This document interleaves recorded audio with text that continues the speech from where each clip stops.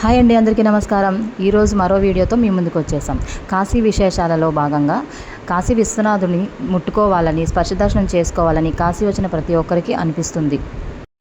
అందువల్ల మీరు ఏ రోజైతే కాశీ రావడానికి టికెట్స్ తీసుకుంటున్నారో, ట్రైన్ టికెట్ అవనండి, ఫ్లైట్ టికెట్ అవనండి, అదే రోజు కాశీ విశ్వనాథ స్వామిది వెబ్సైట్ ఉంటుందండి. అందులోని మంగళహారతి టికెట్స్ తీసుకుంటే కంపల్సరీ మంగళహారతి అనేది తెల్లవారుజామున 2:30కి ఇస్తారండి.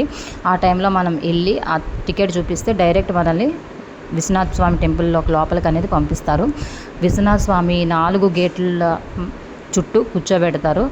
అప్పుడు 2:30 నుంచి 4 గంటల వరకు జరిగే ఆ అభిషేకంలో మనం పాల్గొన్నప్పుడు, అభిషేకం అయిపోయిన వెంటనే, ఆ మంగళహారతి అయిపోయిన వెంటనే ఆ చుట్టుపక్కన ఎవరైతే ఉన్నారో మంగళహారతి టికెట్ తీసుకున్న వాళ్ళందరినీ కూడా స్పర్శ దర్శనానికి అలౌ చేస్తారు.